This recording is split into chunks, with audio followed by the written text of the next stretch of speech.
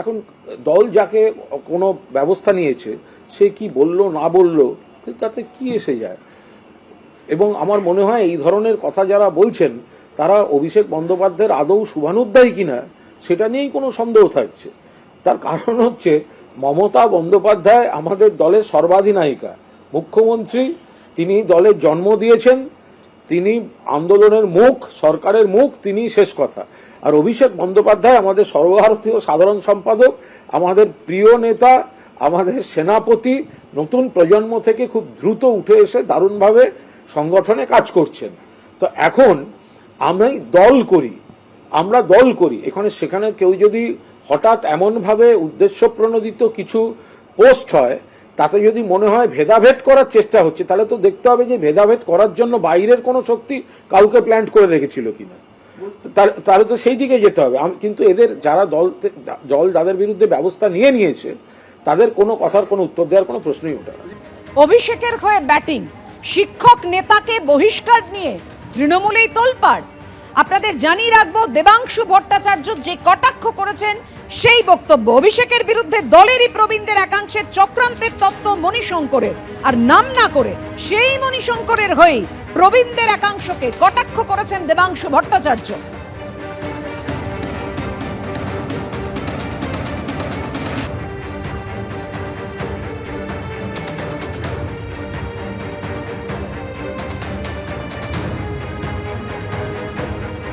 বহিষ্কারের পরে আরো চড়া সুর তৃণমূলের বহিষ্কৃত শিক্ষক নেতার। অভিষেকের বিরুদ্ধে দলেই চক্রান্ত, তারই শিকার হওয়ার অভিযোগ। অভিষেকের অশ্বমেধের ঘোড়া আটকাতে দলেই ষড়যন্ত্র করা হয়েছে, এমনটাই অভিযোগ করেছেন তিনি। বহিষ্কারের নেপথ্যে প্রবীণদের একাংশের বিরুদ্ধে চক্রান্তের বিস্ফোরক অভিযোগ।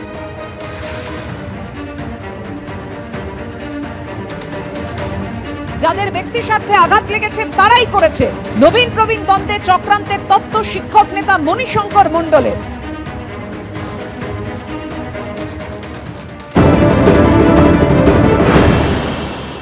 আমাদের সঙ্গে রয়েছেন মণিশঙ্কর মণ্ডল, বহিষ্কৃত তৃণমূল নেতা এবং অধ্যাপক নেতা।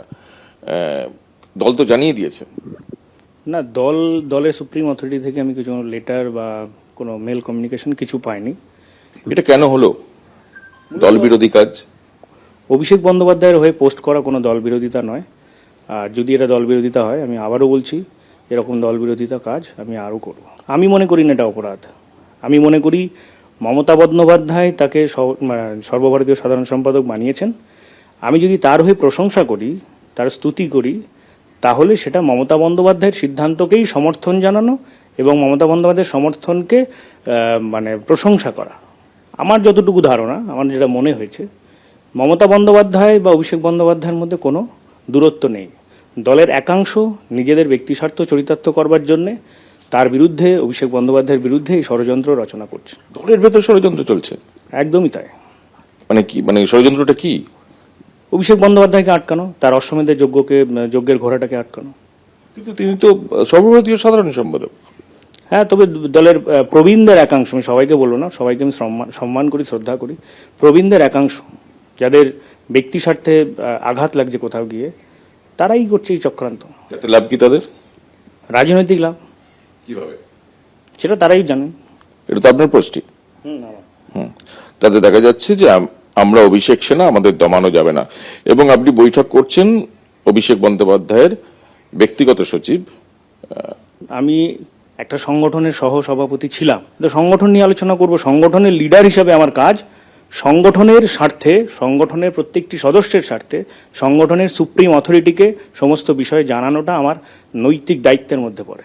আমি মনে করি দল মানে কোনো ব্যক্তি বিশেষ বা কয়েকজন যারা কাল থেকে এই সমস্তগুলো করছেন, তারা দল নয়। দল মানে মমতা বন্দ্যোপাধ্যায়, দল মানে অভিষেক বন্দ্যোপাধ্যায়। দিদি তো বেঁধেই দিয়েছেন মমতা বন্দ্যোপাধ্যায় যে কোন কোন বিষয়ক কারা শৃঙ্খলা রক্ষা কমিটি এবং কারা সেই শৃঙ্খলা রক্ষা কমিটির সেই বিষয়গুলো পর্যালোচনা করবেন এবং সিদ্ধান্ত নেবেন। তো আমারটা আলাপ আলোচনা করার জন্য নির্দিষ্ট একটা শৃঙ্খলা রক্ষা কমিটি দিদি করেছিলেন। সেটাতে কি আলাপ আলোচনা হয়েছে? মূল কারণ কি মনে হয়? মূল কারণ অভিষেক বন্দ্যোপাধ্যায়কে লোকসভা নির্বাচনের পরে আমি দ্য গেম চেঞ্জার দাদা আখ্যায়িত করে যে ব্যানার পোস্ট করেছিলাম, সেখানে স্বয়ং শিক্ষামন্ত্রী আমাকে ফোন করে থ্রেট দিয়েছিলেন, বারণ করেছিলেন, শুনিনি। তারপরে আরজিকর ইস্যুতে যে এই সময় অভিষেক বন্দ্যোপাধ্যায়ের মতো নেতৃত্বকে সামনে নিয়ে এসে সরকারে সংযুক্ত করা হোক এবং তিনি মমতা বন্দ্যোপাধ্যায়ের সঙ্গে কাঁধে কাঁধ মিলিয়ে এই সার্বিক যে বিশৃঙ্খল বিরোধীরা যে চক্রান্ত বা পরিস্থিতি তৈরি করছেন সেটা মোকাবেলা করুক। তো এটাতে আমি কোথাও অপরাধ বলে মনে করি না। আর এইটা যাদের কাছে অপরাধ বলে মনে হচ্ছে তার মানে তারা অভিষেক বন্দ্যোপাধ্যায়কে পছন্দ করেন না, তাই আমার বিরুদ্ধে এই ষড়যন্ত্র করছেন।